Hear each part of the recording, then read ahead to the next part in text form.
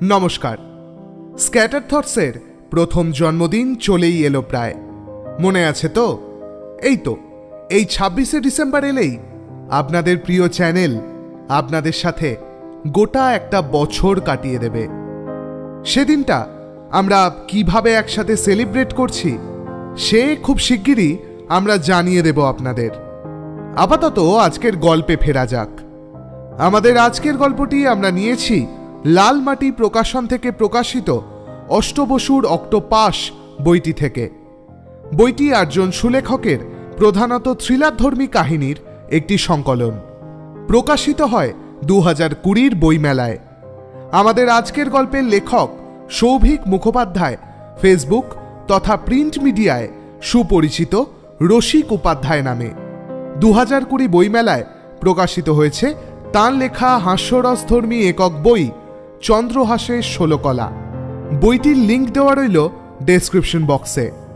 তাহলে শুরু করা যাক আমাদের আজকের নিবেদন, নিঝুম রাতের আগন্তুক।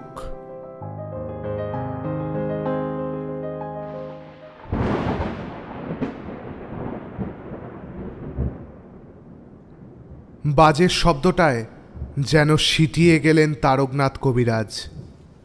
বৃষ্টিটাও এই তালে বাড়ল বোধ হয়। না, আজ ঝাঁপ ফেলতে হবে মনে হচ্ছে।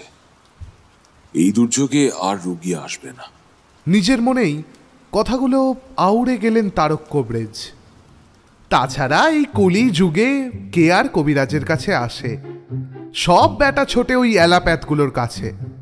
তারা চিকিৎসার বোঝেটা কি? শুধু একগাদা পরীক্ষা, রক্ত, মল, মূত্র, কফ, যত সব। আরে বাবা, অত পরীক্ষা করলে তো একটা চাষাও বলে দেবে যে কি রোগ হয়েছে। নারীজ্ঞান আছে কিছু? সেসব ছিল আগেকার দিনের বৈদ্যদের। ধন্বন্তরী কি আর সাধে বলা হতো? হাত দিয়ে নাড়ি টিপে কি রোগ কবে বাঁধিয়েছে সব গড়গড় করে বলে যেত, যেন সব চোখের সামনে লেখা। আর ওষুধও দিত মোক্ষম। এক দাগ পেটে পড়তে না পড়তেই রোগ বালাই সব উধাও। এমনি এমনি কি আর তাদের ভগবানের সমান মান্য করা হতো? মুখ পোড়া বাজে শব্দে মাঝে মাঝে চেতনা লুপ্ত হওয়ার জোগাড়। কার্তিক মাসে এরকম দুর্যোগ বড় একটা দেখা যায় না। আজ এই ষষ্ঠীপুরের ওপর দেখছি ইন্দ্রদেব একটু বেশিই কুপিত যেন। এই দুর্যোগে রোগীর আশা বৃথা। আজ বোধহয় না এলেই ভালো হতো, কিন্তু দীর্ঘদিনের অভ্যাস কি আর অত সহজে যাবার? একটা সময় ছিল শীত, গ্রীষ্ম, বর্ষা সমস্ত কিছু উপেক্ষা করে মাইলের পর মাইল গ্রামান্তরে গিয়ে রুগী দেখে আসতেন তারক কবরেজ। সেই কত যুগ আগে শিক্ষাগুরু বৈদ্যরাজ দীনেন্দ্র আচার্যের পা ছুঁয়ে প্রতিজ্ঞা করেছিলেন যে টাকা বা খ্যাতি নয়, মানব সেবাতেই জীবন উৎসর্গ করবেন তিনি।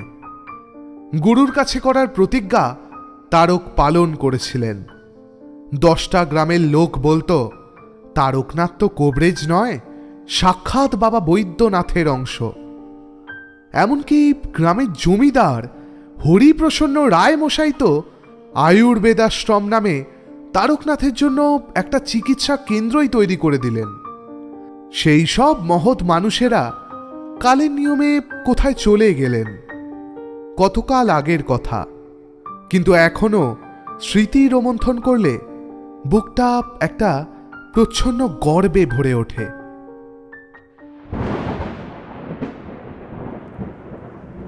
না, আর এই শব্দটা নেওয়া যাচ্ছে না। বুকের ভেতরটা বিশ্রী রকমভাবে ছ্যাঁত করে উঠছে। এতদিনেও বাজ পড়ার ভয়টা গেল না।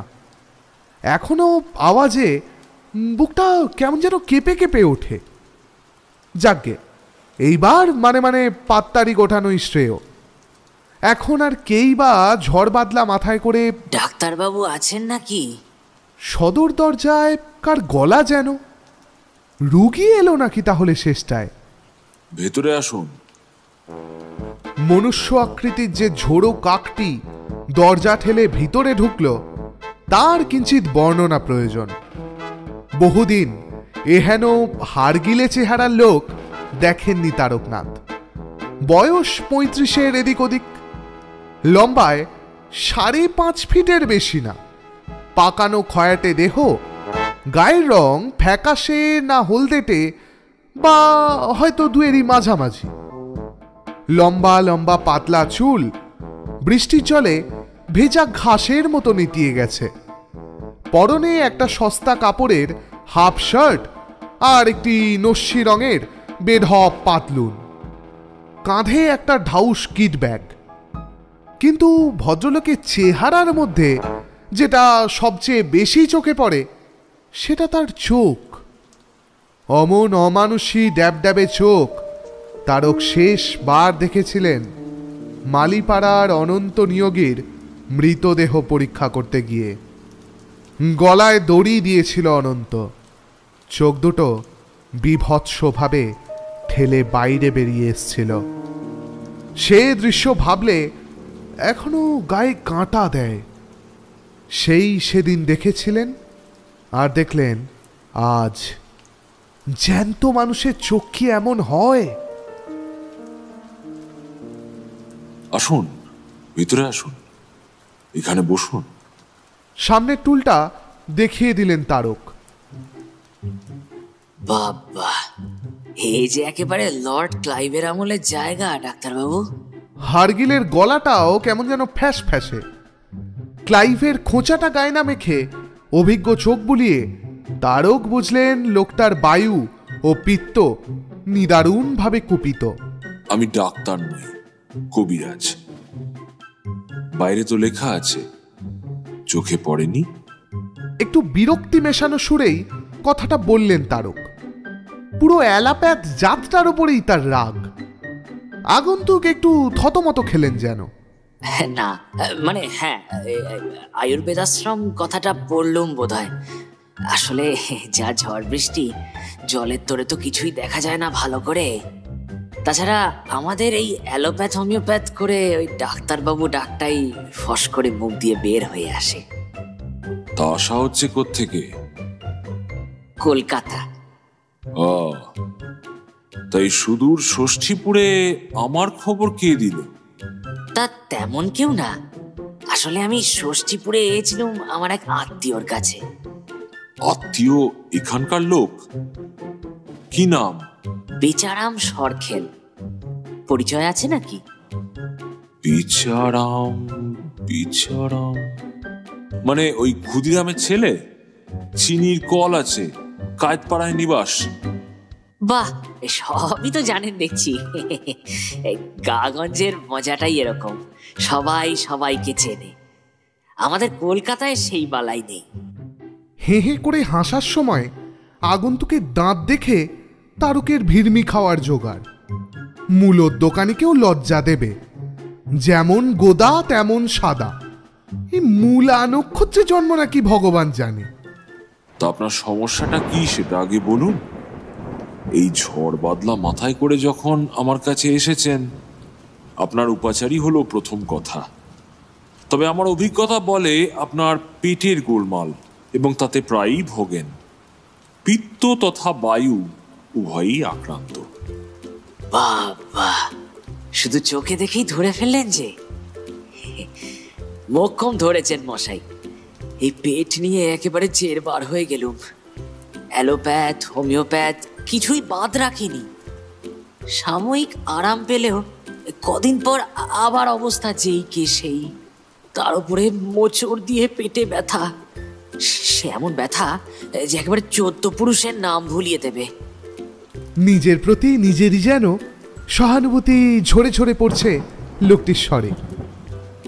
বেচুদার বাড়ি থেকে স্টেশনের দিকে যাচ্ছিলাম কলকাতা ফিরবো বলে। হঠাৎ ব্যথাটা শুরু হলো, আস্তে আস্তে বাড়তে শুরু করলো। ঠিক এমনটাই হয়ে আসছে আজ কত বছর। তো তারপর শুরু হলো ঝড় জল। একটা গাছের নিচে পেট চেপে দাঁড়িয়ে রইলাম। বেশ কিছুক্ষণ পরে ব্যথাটা ধীরে ধীরে কমে এলো। আর এমন সময় না বাজ পড়লো। তারই আলোতে আপনার এই চেম্বারটা চোখে পড়ল। তাই ভাবলাম যাই, যদি কোনো সুরাহা হয়। এক নিঃশ্বাসে কথাগুলো বলে আগন্তুক একটু দম নিলেন। কবিরাজ জিজ্ঞেস করলেন, এখনো কি ব্যথা হচ্ছে নাকি? এখন কমেছে, তবে যেন মানে রেশটা এখনো রয়ে গেছে আর কি, টনটন টনটন করছে, মানে অনেকটা রবি ঠাকুরের লেখার মতন, শেষ হয়ে হইল না শেষ। তো কবে থেকে এরকম ভুগছেন? গম্ভীর স্বরে জিজ্ঞেস করলেন তারকনাথ। হ্যাঁ, একটু যেন চমকালেন আগন্তুক, তারপর একটু উদাস হয়ে বললেন, ও সে কি আর হিসেব আছে মশাই, মাঝে মাঝে মনে হয় যেন অনাদিকাল থেকে এই রোগ বয়ে বেড়াচ্ছি, এর হাত থেকে বুঝি মরেও মুক্তি নেই। কথাটা ভালো লাগলো না বৈদ্যর। তারক কবরেজের ওষুধ খেয়ে কত ঘাটের মরা উঠে বসলো, আর এই তো সামান্য পিঠের রোগ। বললেন, অত ভেঙে পড়ার কিছু হয়নি, দেখি ডান হাতটা দেখি। লোকটি তার ডান হাত বলে যেটি বাড়ালো সেটা ফ্যাকাশে চামড়া দিয়ে মোড়া ঝাঁটার কাঠি বললেও ভুল হয় না। এমন অস্থি চর্মসার হাত দেখে কেমন যেন অস্বস্তি লাগলো তারকের। এ পেটের কৃমির কাজ, তাতে সন্দেহ নেই। পুরো শরীরটাকেই একেবারে দড়ির মতো পাকিয়ে তুলেছে। মনে মনে ভাবলেন তিনি। নাড়ি পরীক্ষা করার জন্য হাতটি ধরতেই একটা ঠান্ডা ছ্যাঁকা খেলেন, যেন বরফ ধরছেন। বাইরে যা কনকনে হাওয়া আর বৃষ্টি, তাতে বেশিক্ষণ থাকলে এমনটা হওয়াটাই অবশ্য স্বাভাবিক। তাছাড়া রক্তাল্পতাও আছে বোধহয়। মনে মনে যুক্তি সাজান তারক। শীর্ণকায় হাতে নাড়ি খুঁজতে বেগ পেতে হলো না। নাড়ি টিপে ধ্যানস্থ হয়ে মেরুদণ্ড টান টান করে বসলেন তারকনাথ। 6 ফিটের ওপর লম্বা সুঠাম রিজু চেহারা তাঁর, টকটকে ফর্সা গায়ের রং, চামড়ায় সামান্য বয়সজনিত শৈথিল্য, কাঁধ অব্দি লম্বা ঢেউ খেলানো ধবধবে সাদা পরিপাটি চুল, সেই সঙ্গে খাপ খাওয়া সাদা আবক্ষ দাড়ি। দেখলে হঠাৎ পুরাকালের ঋষিদের কথা মনে হয়। গলার পৈতের ওপর লম্বা চতুর্মুখী রুদ্রাক্ষের মালা, আর পরনে সাদা কোঁচা করা ধুতি আর একটা হালকা হলুদ রঙের উত্তরীয়, যেটা আড়াআড়িভাবে গায়ের ওপর ফেলা, যেন স্বয়ং ধন্বন্তরী বিরাজমান। আজকাল আর এমন ঋষি তুল্য চেহারা চোখেই পড়ে না। ভগবান বোধ হয় বানানো বন্ধই করে দিয়েছেন। প্যাটপ্যাট করে আগন্তুক তারকনাথের পানে তাকিয়েছিলেন। বেশ খানিকক্ষণ পরে চোখ খুললেন কবিরাজ, চোখে তৃপ্তি মেশানো আত্মবিশ্বাস। আগন্তুকের শীর্ণকায় পেটের কিছু বিশেষ স্থান টিপে দেখতে গিয়ে আবার ঠান্ডা ছ্যাঁকা খেলেন। কি ঠান্ডা এর শরীর! ঝড় হওয়াতে খুব বেশিক্ষণ বাইরে থাকার ফল নির্ঘাত। ভয় নেই, ঠিক সময় ভগবান আপনাকে আমার কাছে পাঠিয়ে দিয়েছেন, বুঝলেন? ভয় নেই। আগন্তুককে আশ্বস্ত করলেন তারকনাথ। আর ভয়, সে বস্তুটিকে বহুদিন ত্যাগ করেছি কবরেজ মশাই, একেবারে জম্মের মতন। ফ্যাস ফ্যাসে গলায় বললেন আগন্তুক। তাই আপনি শুধু নাড়ি টিপেই বুঝে গেলেন? তো অন্য কোনো পরীক্ষা নিরীক্ষা কিছু? কেন? তাতে আপনার কি বিশেষ কোনো সুবিধে হবে? প্রকৃত চিকিৎসকের পক্ষে ওই নাড়ি পরীক্ষাই পর্যাপ্ত, বুঝেছেন? কিছুটা ঝাঁঝ মেশানো গলায় কথাগুলো বললেন তারক। না না, মানে অ্যালোপ্যাথ ডাক্তারগুলোর কাছে গিয়েই তো একেবারে ফৌত হয়ে গেলাম, তাই আর কি। মিনমিন করে বললেন রুগী। থাক, ওইসব চশমখোরদের উল্লেখ এখানে আর করবেন না। অ্যালোপ্যাথ! গলায় ঝাঁঝের মাত্রাটা তারকের একটু চলল যেন।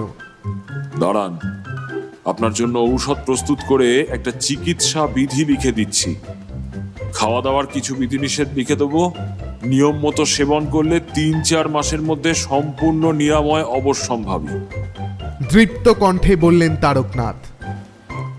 সারার কথা তো সব ডাক্তারগুলোই বলেছিল, হলো আর কই এ জন্মে।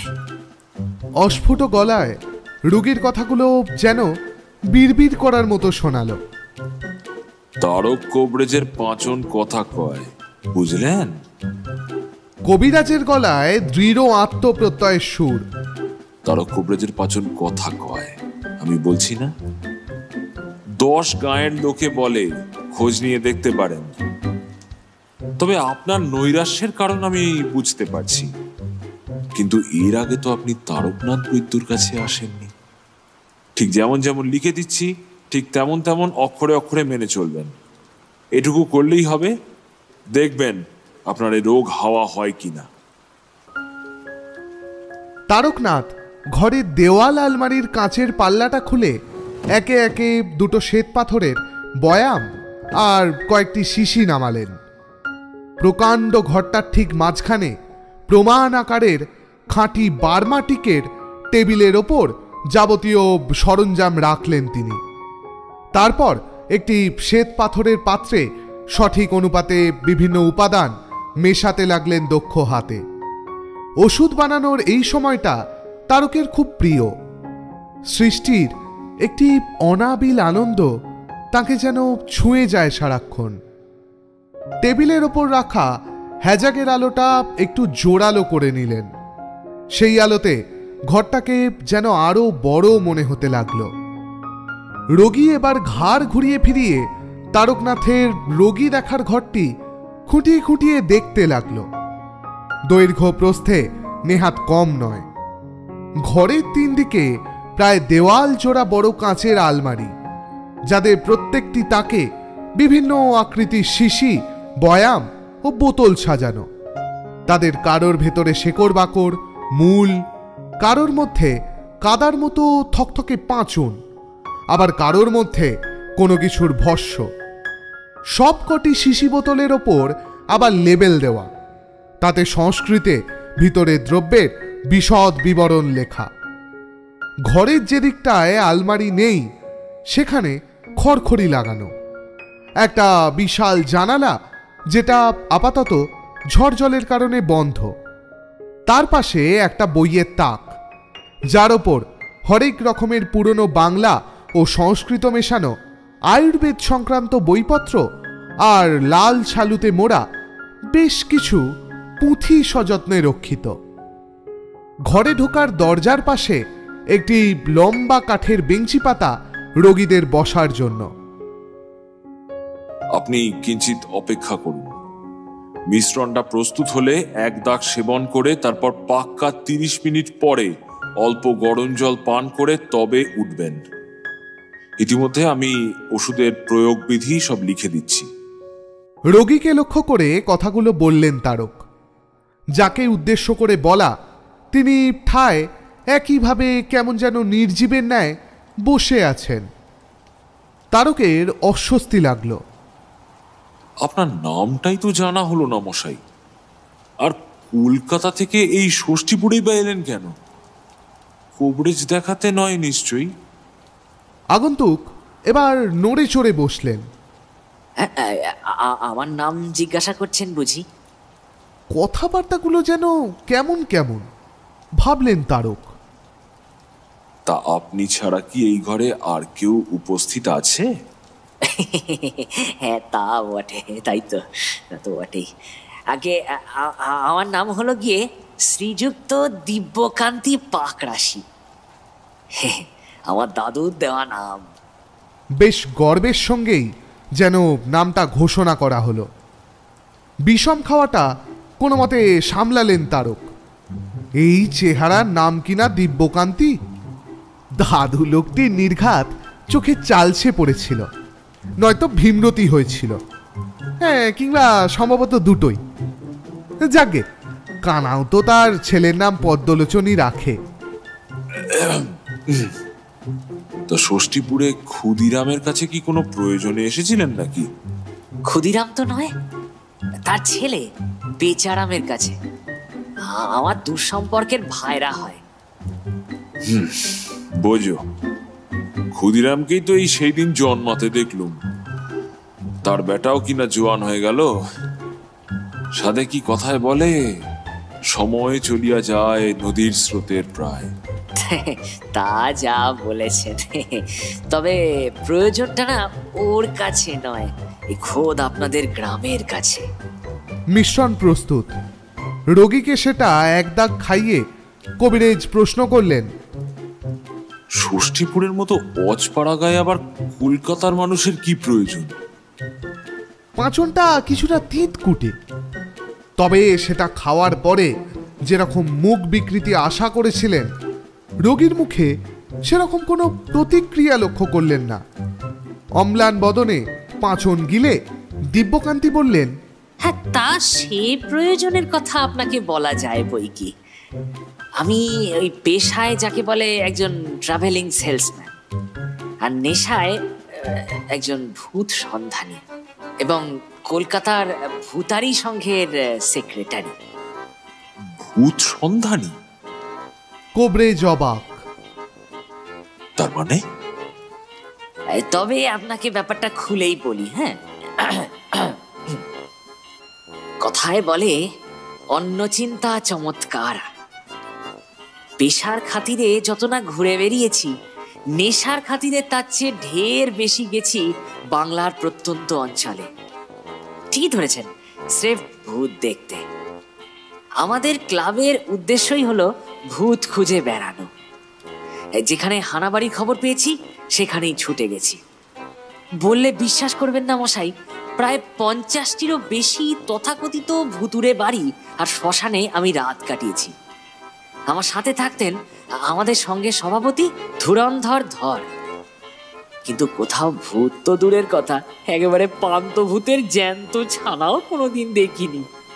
কিছুক্ষণ আগেও যে লোকটি মিনমিন করছিল, এখন গলার আওয়াজে মালুম হচ্ছে ওষুধ ধরেছে।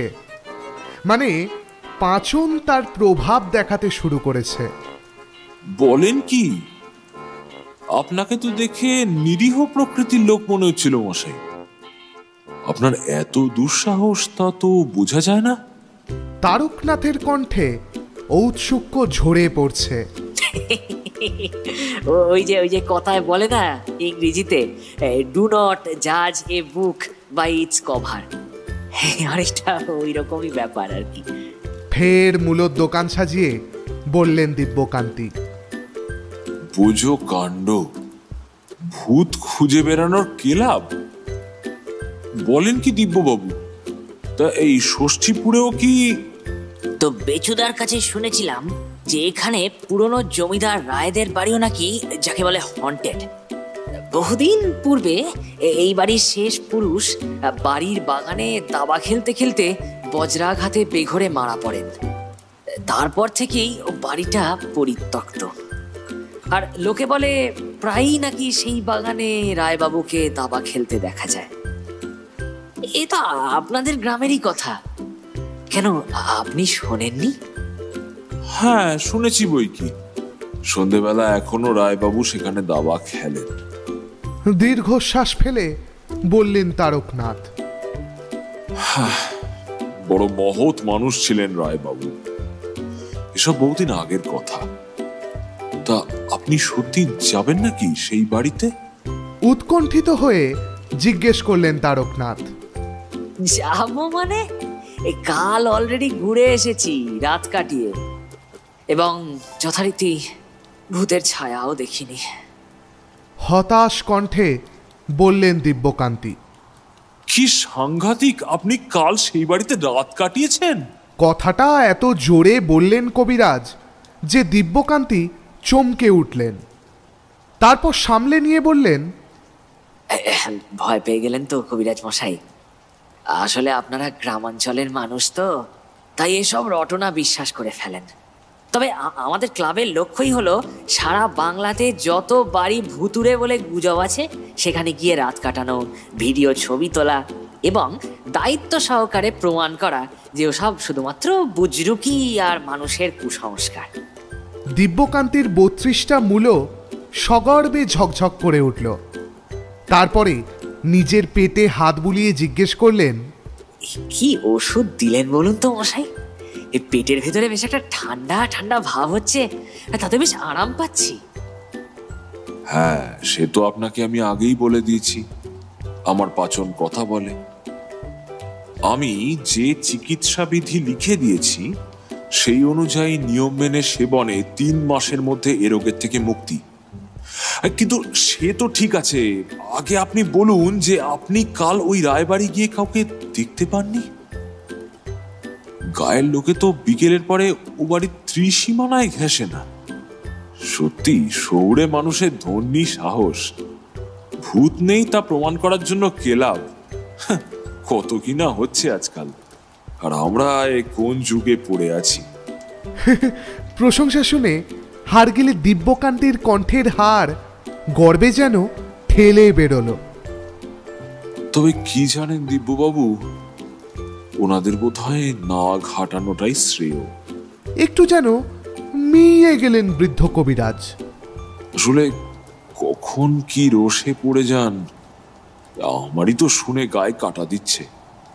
আরে আরে মশাই, সেই ব্যাটারা থাকলে তো রসে পড়বো। আর আরো কথা কি জানেন, এবার আমি ছিলাম সম্পূর্ণ একা। অন্য সময় আমাদের ওই সভাপতি ধুরন্ধর ধর আমার সঙ্গে থাকেন, কিন্তু এবারে আসার আগের দিন খবর এলো যে ওনার শাশুড়ি নিখোঁজ হয়ে গেছেন। তাই শুনে ধরবাবু হঠাৎ ভীষণ খুশি হয়ে খবরটার সত্যতা যাচাই করার জন্য শ্বশুর বাড়িতে ছুটলেন। অগত্যা আমি একাই অভিযানে নামলাম। ধন্যী সাহস আপনার। আমিও যৌবনে ঠিক ভীতু ছিলাম না, কিন্তু সময়ের সাথে সাথে সবকিছুই তো পাল্টায়। তা আপনি সেখানে গিয়ে কি করলেন? আসলে এসব তো ঠিক শোনার সুযোগ ঘটে না। নতুন আর কি দেখবো কবরেজ মশাই, ভূত দেখার জন্য তো কম জায়গায় ঘুরিনি। সেই একই ধাঁচের পুরনো অট্টালিকা বাড়ি, যার অর্ধেক ধসে পড়েছে, আর হাড় পাজরার মতো সব ইট চুন সুরকি সব হাসছে দাঁত বার করে। দরজা জানালার পাল্লা সব লোপাট, আর চারিদিকে আগাছার জঙ্গল যেন পুরো বাড়িটাকে একেবারে রাহু গ্রাস করে ফেলেছে। মাঝে মাঝে দুঃখ হয় জানেন তো, এককালে কত জৌলুস ছিল ওই সব বাড়ির, আর আজ দেখো শুধুই কঙ্কাল। তবু যদি ওই রায়বাবুর ভূতের কঙ্কালটা একবার দেখতে পেতাম, তাহলে 16 গলা পূর্ণ হতো। তাহলে সেরকম কিছুই নজরে আসেনি আপনার? হ্যাঁ, এসেছে বই কি। উত্তেজিত হয়ে উঠলেন কবিরাজ। কি কি নজরে এলো? পেঁচা, বাদুর, ছুঁচো, ধেরেই দূর আর এন্তার কোলা ব্যাগ। আপনাদের রায়বাবুর ভূতের কোনো সহবত নেই মশাই যে একটু অতিথির সঙ্গে এসে একবার দেখা করবেন।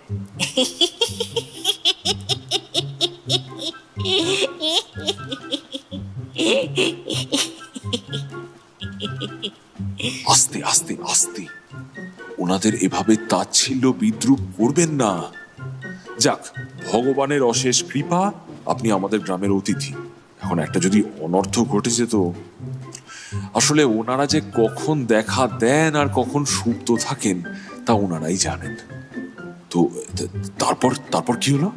তবে গোড়ার খেইটা একটু ধরিয়ে দিই আপনাকে। বলে ওঠেন দিব্যকান্তি পাকরাশি। ট্রেনে করে আপনাদের ষষ্ঠীপুর স্টেশনে নামলাম। তো বেচুদা কথা মতো দাঁড়িয়ে ছিল, যদিও আমাকে একা দেখে পই পই করে বারণ করছিল। ভূত নাকি ওই বাড়িতে সত্যি সত্যি আছে, সারা গ্রামের লোক নাকি তা জানে, এবং কেউ কেউ নাকি আবার সচক্ষে দেখেওছে। এমনকি গ্রামে নাকি আরো সব ভুতুরে জায়গা আছে। তো যেতে বারণ করার ঘ্যান ধানানিতে আমার তো একেবারে প্রায় মাথা ধরিয়ে দেবার জোগাড়। গায়ের লোকজন যে কেন এত ভীতু হয় কে জানে। তবে আমি আমল দিইনি মোটেই। ভাবলাম ভালোই তো, গায়ের লোকজন কেউ যদি ভূত সত্যি দেখে থাকে, আমার দেখারও একটা চাক্ষুষ করার চান্স থেকে যায়। পিছুদা আমাকে কিছু দূর এগিয়ে দিলেন, বাকিটা আমি তার দেওয়া ডিরেকশন অনুযায়ী রায়বাড়ি খুঁজে নিলাম। আমার সঙ্গে ভিডিও ক্যামেরা, মশা মারা ধূপ, জলের বোতল, কার্বলিক অ্যাসিড, টর্চ, পেট্রোম্যাক্স লন্ঠন, তারপরে গল্পের বই, এইসব ছিল। আর বেচুদা তারপরে একরা সুৎকণ্ঠা নিয়ে একটা শতরঞ্চি আর টিফিন ক্যারিয়ারে করে রাত্রিরের খাবার হাতে ধরিয়ে দিয়ে চলে গেলেন। বোঝো, এ তো শুনে মনে হচ্ছে চড়ুই ভাতি করতে গিয়েছিলেন। তারকনাথের গলায় অধৈর্য আর বিস্ময়ের যুগ্ম প্রকাশ। উৎসাহী শ্রোতা পেয়ে পাকরাশি নতুন উদ্যমে চুটিয়ে মুখে রেলগাড়ি ছুটিয়ে দিলেন। হারাবাড়িতে যখন পা রাখলাম তখন রাত 8টা বেজে গেছে। টর্চ জেলে ঘুরে বেড়ালুম কিছুটা। ওই ভূতের রাজা দিল বর ওই গানটা বাচ্চারে গাইলাম, পুরো কম্পাউন্ডের ভিডিও তুললাম।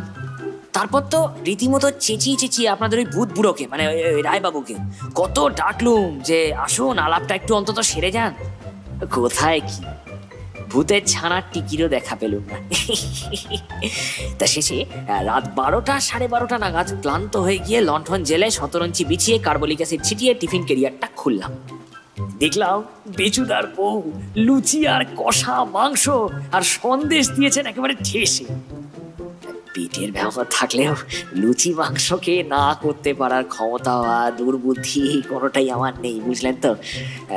তো সুতরাং তার যথাযথ সদ্ব্যবহার করে গল্পের বইতে চোখ রাখতে রাখতে চারিদিকের পরিবেশটা একবার ঝালিয়ে নিচ্ছিলাম। হাত ঘড়িতে দেখি ঘন্টার কাঁটা প্রায় ওই 3টের ঘরে ছুঁই ছুঁই করছে। তো তারপর যে কখন চোখটা লেগে গেল খেয়াল নেই। ঘুম যখন ভাঙলো তখন পূব আকাশে লাল রং ধরেছে। আগের 50 বারের সঙ্গে এই অভিজ্ঞতারও কোনো হেরফের নেই। তো মনক্ষুণ্ণ হয়ে বেচুদার বাড়িতে ফিরে এলাম। তারপর সারাটা দিন সেখানেই কাটিয়ে সন্ধ্যের পরে এই স্টেশন যাওয়ার পথেই পেটে ব্যথা। আর তারপর তো আপনি জানেনই। কই আপনার ওই গরম জল দিন, 8 ঘন্টা তো হয়ে গেছে ওষুধ খাবার পরে। এই বেলা বেরিয়ে পড়া যাক, 10টা 17 লোকালটা পেয়ে যাব। তবে আপনাদের ষষ্ঠীপুরের ভূত বুড়োটা কিন্তু একদম স্রেফ ভেজাল, বুঝলেন তো কোপরেজ মশাই, স্রেফ ভেজাল। আর বিশুদ্ধ গঞ্জিকা সেবকদের রচনা বই আর কিচ্ছু নয়। হ্যাঁ ভালো কথা, আপনার দক্ষিণাটি কত একটু বলবেন, যা উপকার করলেন। খানিকক্ষণ একটু গুম হয়ে রইলেন তারকনাথ, তারপর বললেন, পেশাগতভাবে আমি চিকিৎসা করা বহুদিন আগেই ছেড়ে দিয়েছি দিব্যবাবু। আর তাছাড়া আপনি বোধহয় বোর্ডের পুরো লেখাটা পড়েননি। আয়ুর্বেদাশ্রম, দাতব্য ঔষধালয়, এখানে পয়সা লাগে না। বলেন কি মশাই, এত সময় ধরে ওষুধ বানালেন দিলেন, এসবের কোনো ফি নেই? পয়সা করি নিয়ে ভাববেন না।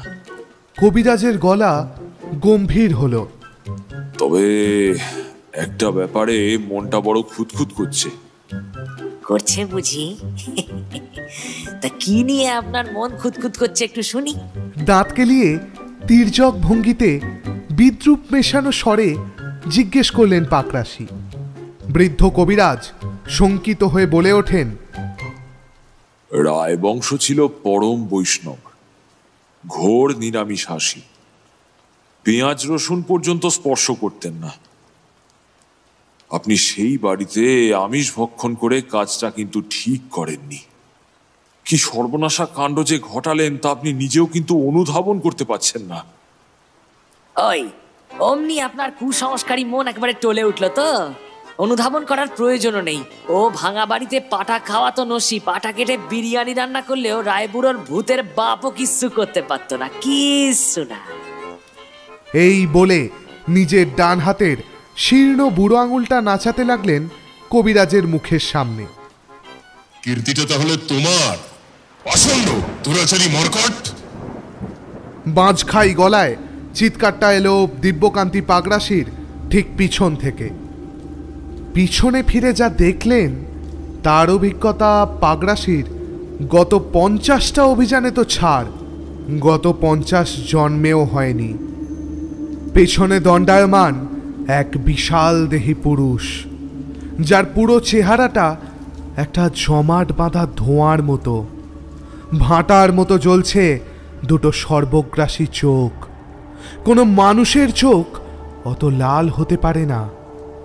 আহা হরিবাবু, আপনি আবার এত রেগে গিয়ে প্রকট হতে গেলেন কেন? তারকনাথ ব্যাকুল হয়ে প্রায় আর্তনাদ করে ওঠেন। আবার সেই বজ্র নির্ঘোষ কণ্ঠ, অনেকক্ষণ ধরেই তোমাকে দাবার আসরে নিয়ে যাব বলে চুপচাপ অপেক্ষা করছিলাম তারকনাথ। দেখি এই চামচিকে দুর্মুখটা আমাকে নিয়ে সুমনে যা না তাই বলে চলেছে। তবু তোমার রোগী বলে এতক্ষণ ধরে কিছু বলিনি, কিন্তু যখন শুনলাম যে উল্লুকটা আমার ভদ্রাসনে আমিষ ভক্ষণ করে অপবিত্র করেছে, তখন আর থাকতে পারলাম না। 150 বছর ধরে যে বাড়িতে শ্রী শ্রী নীলমাধব পূজিত হয়ে এসেছেন, সেখানে মাংসের হাড় ছড়িয়ে রেখে এসেছে অকাল কুষ্মান্ডটা। আর তুমি দাঁড়িয়ে দাঁড়িয়ে এসব অনাচারের কথা শুনে যাচ্ছ তারক? হতচ্ছাড়াটার ঘাড় মটকে দিলে না কেন? জমাট ধোঁয়ার আকৃতিটির হুঙ্কারে চারিদিক গম গম করে ওঠে। কাল রাতে আমাদের গোয়ালপাড়ার সদানন্দ গোপ অপঘাতে মরে গেল, শুনলে তো? তাকেই প্রেত লোকে নিয়ে আসার জন্য গিয়েছিলাম, তাই কাল রাতটা বাড়িতে ছিলাম না। আর সেই সময় এই হতভাগা বেল্লিকটা কিনা আমার ভদ্রাসনে বসে যথেচ্ছাচার করে বেরিয়েছে। ছি ছি!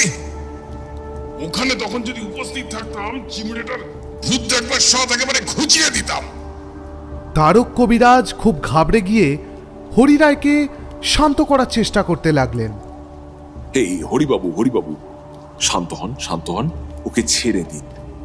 উনি অজান্তে করে ফেলেছেন, অজ্ঞানী ব্যক্তি। হাজার হোক আমাদের গ্রামের তো অতিথি। আমার কাছে আরোগ্য লাভের আশায় এসেছিলেন, এখন কিছু একটা হয়ে গেলে বড় লজ্জার ব্যাপার হবে। এই দেখুন দেখুন দেখুন, ওই দেখুন কিরকম ভিড়মি খাবার উপক্রম করেছে বেচারি। বলি, ও দিব্যবাবু, ও দিব্যবাবু, একটু মনে সাহস আনুন, মনে সাহস আনুন, ভয় পাবেন না, ভয় পাবেন না। আরে আরে আরে কি জ্বালা, নেতিয়ে পড়লেন যে? পাকরাশির মুখ দিয়ে উদ্ভট দুর্বোধ্য আনুনাসিক কিছু শব্দ বের হলো। চারিদিক আস্তে আস্তে একটা অন্ধকারে ছেয়ে যাচ্ছে। সারা শরীর অবশ হয়ে আসছে। কবিরাজের দেহটিও ধীরে ধীরে ধোঁয়াটে হয়ে আসছে।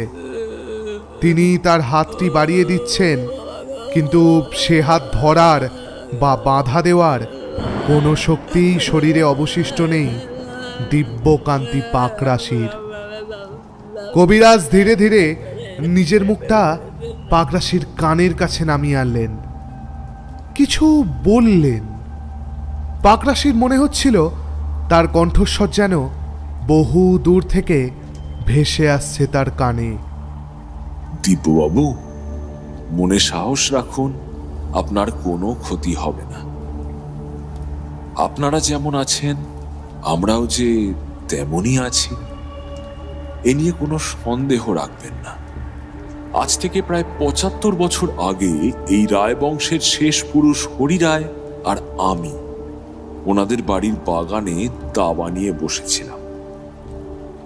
খেলাতে এতই মত্ত যে আকাশে কালান্তক ঝড়ের আভাস দেখেও আমাদের কোনো হুঁশ ছিল না। শেষে যখন বিকেলের আকাশ প্রায় অমাবস্যার রূপ ধারণ করল, তখন নেহাত অনিচ্ছা সত্ত্বেও ভেতরে যাবার উদ্যোগ করি, কিন্তু মুহূর্তের মধ্যে ঝড়টা আছড়ে পড়ল, আর সঙ্গে সঙ্গেই কান ফাটানো শব্দে বাজটা পড়ল। আমরা যে বকুল গাছের তলায় বসে খেলছিলাম, ঠিক সেটার উপরে। মুহূর্তের মধ্যে গোটা গাছটা একটা অগ্নিপিণ্ডে পরিণত হলো। একটা মোটা জ্বলন্ত ডাল আমাদের উপরেই ভেঙে পড়ল। আর্তনাদ করার সময়ও বোধহয় আমরা পাইনি। সুদূর কোনো অজানা লোক থেকে ভেসে আসা বৃদ্ধের কথা দিব্যকান্তির সমস্ত সত্তাকে আচ্ছন্ন করে ফেলেছিল। টুপটাপ বৃষ্টির ফোঁটার মতো শব্দগুলো আস্তে আস্তে কানে ঢুকছিল শুধু। কবিরাজ বলে চললেন, অপঘাতে দেহ ছাড়তে হলেও এই ঔষধালয়ের মায়া, দাবার মায়া, রায়বাড়ির বাগানের মায়া ছাড়তে পারলাম না আমরা। তাই হরিবাবু এখনো তার প্রাসাদে ঘুরে বেড়ান, আমরা এখনো সেই বাগানে দাবা খেলি। আমি মাঝে মাঝে এই ঔষধালয়ে এসে বসি, যদি কারো সেবায় লাগতে পারি। এই যেমন আজ আপনার উপাচার করতে পারলাম। তবে মন থেকে ভয় বস্তুটি কিন্তু আমার পুরোপুরি যায়নি। এখনো বাজ পড়ার আওয়াজে আমার ভেতরটা কেঁপে ওঠে।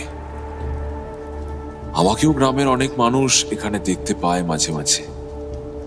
ওই যে আপনি বললেন না, পেঁচু আপনাকে বলেছে এ গায়ে আরো ভুতুড়ে জায়গা আছে।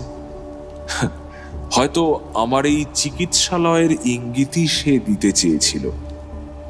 এই চিকিৎসালয় কি আর এখনো দাঁড়িয়ে আছে? যাই হোক, এবার আমরা বিদায় নেব দিব্যবাবু। বেশিক্ষণ স্থূল দেহ ধারণ করতে পারি না, বড় কষ্ট হয়। তবে আমার ওষুধ কিন্তু নিয়মিত সেবন করে যাবেন। যে চিকিৎসা বিধি আপনাকে লিখে দিয়েছি তা অক্ষরে অক্ষরে পালন করবেন। দেখবেন অচিরেই সম্পূর্ণ আরোগ্য লাভ করবেন। আসি দিব্যবাবু। ওদিকে রায়বাবু আবার দাবার ছক সাজিয়ে রেখেছেন ওর বাগানে। আর হ্যাঁ, আপনাদের ভূতারি সংঘকে আমার শুভ কামনা জানাবেন। চেতনা লুপ্ত হওয়ার আগে দিব্যবাবু দেখলেন কবিরাজ রায়বাবু, এমনকি গোটা ঔষধালয়টাই কর্পূরের মতো উবে যাচ্ছে। ঠিক সেই মুহূর্তে একটা কানের পর্দা বিদীর্ণকারী প্রচণ্ড শব্দ হলো।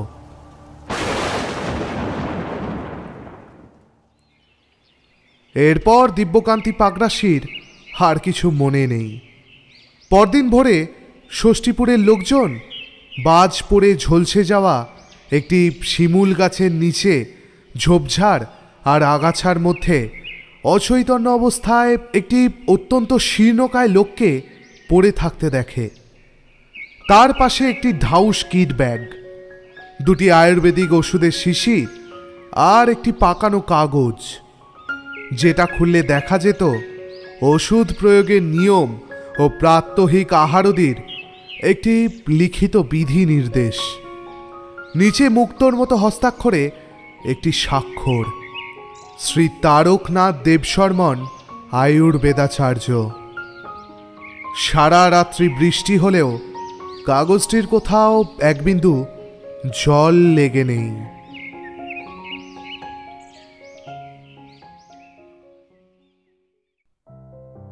আহা, দাঁড়ান দাঁড়ান, যাচ্ছেন কোথায়? গল্প শেষ হয়ে গেলেও আজকের পোস্টস্ক্রিপ্টটা একটু মন দিয়ে শুনতে হবে কিন্তু। আমাদের দিব্যকান্তিবাবুর সাথে নিঝুম রাতের যে আগন্তুকের দেখা হলো তার গল্প না হয় আজ আপনারা শুনলেন, কিন্তু মনে প্রশ্ন জাগে না, এই যে দিব্যকান্তি এইভাবে ভয় টয় পেয়ে কলকাতা পালাচ্ছেন, এ শুনলে তাদের ভূতারি সংঘের সভাপতি ধুরন্ধর ধর কি প্রতিক্রিয়া জানাবেন? তিনি কি আদৌ দিব্যকান্তির কথা বিশ্বাস করবেন, নাকি দিব্যকান্তির চোখে আঙুল দিয়ে প্রমাণ করে দিতে চাইবেন যে তিনি যা দেখেছেন তা তার মনের ভুল? সেই গল্পও তো শুনতে হবে নাকি? নিঝুম রাতের আগন্তুকের পরবর্তী পর্ব আসছে খুব শিগগিরই। সব প্রশ্নের উত্তর পাওয়া যাবে সেইখানেই। হয়তো তাদের সাথে নতুন কোনো অভিযানেও বেরিয়ে পড়ব আমরা। ততক্ষণে আজকের গল্পটা ভালো লেগে থাকলে আপনারা একটা করে শেয়ার করে ফেলুন দেখি। আর চ্যানেলকে সাবস্ক্রাইব করা না থাকলে তা করতেও ভুলবেন না কিন্তু।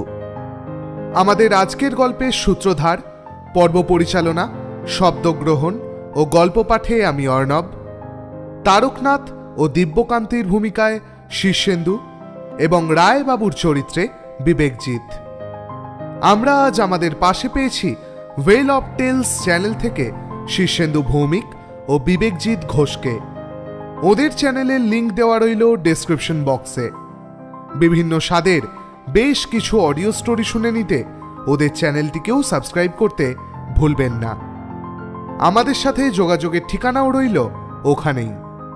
আপনাদের কাছ থেকে আমাদের নিবেদন সংক্রান্ত যে কোনো মতামত শুনতে অধীর আগ্রহে অপেক্ষায় থাকব আমরা। আজ তবে এই পর্যন্তই। পরের সপ্তাহে আবার একটি নতুন গল্প নিয়ে ফিরে আসবো আমরা। ততদিন পাশে থাকবেন, ভালো থাকবেন। নমস্কার।